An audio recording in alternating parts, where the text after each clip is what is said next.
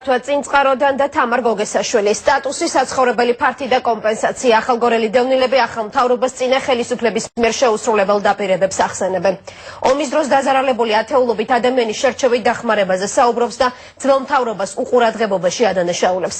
საუბარია ოკუპირებულ რაიონში მცხოვრებ იმ ოჯახებზე, რომლებიც ომის დროს დაზარალდნენ, თუმცა დასახმარებელთა სიაში ვერ მოხვდნენ და შესაბამისად დევნილის შემწეობა 4 წლის შემდეგაც კი ვერ მიიღეს. დახმარების სათხოვნელად დღეს ახალგორელთა ნაწილი თბილისში ჩამოვიდა და დევნილთა სამინისტროსთან მივიდა.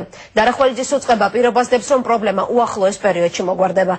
სპეციალურად მეცხრე არხისთვის თემაზე რეპორტაჟი გაზეთ რეზონანსის ჟურნალისტმა მარიო თარაშულმა მოამზადა. 4 წელი დევნილის სტატუსისა და საცხოვრებელი ფართის ან ფულადი კომპენსაციის მოსაპოვებლად.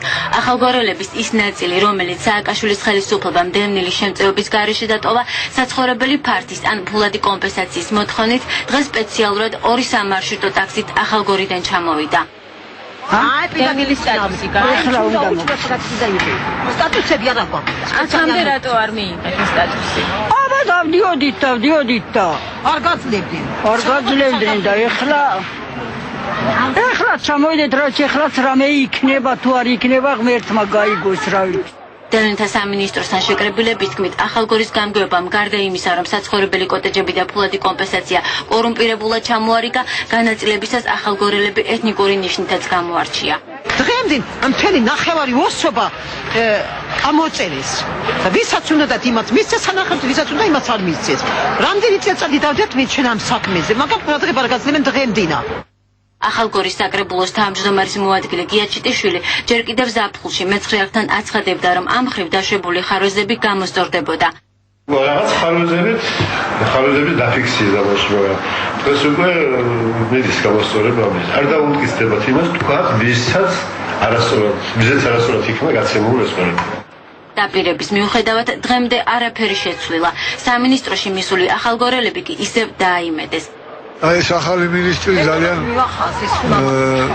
ყურადღებიან და იმედიან ყველაფერი რაც სთულები იყო მოგვიხსნა და ყველაფერი მალობელი ვართ ჯერჯერობით.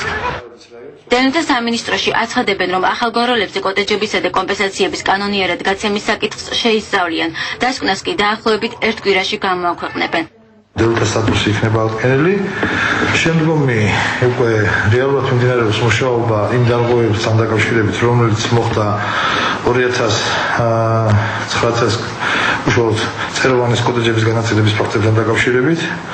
ძალიან ბევრი კოტეჯი შესაძლებელია, რომელიც უმოქმედოდ არის, შესაძლებელია სულ ახლოში ეგრეთ წოდებულ მფლობელს ჩამოერთვას. 2008 წლის აგვისტოს ომის შემდეგ 1000-ზე მეტი ახალგორელი საცხოვრებელი ფართისა და ფულადი კომპენსაციის გარეშე დარჩა. მიზეზად ის დასახელდა, რომ მათ ახალგორში სახლები არ მიატოვეს. დევნილთა სამინისტროში აცხადებენ, რომ მოსახლეობის ასეთი ნიშნით დაყოფა აღარ მოხდება და უკლებლივ ყველა ახალგორელი საცხოვრებელი ფართით დაკმაყოფილდება.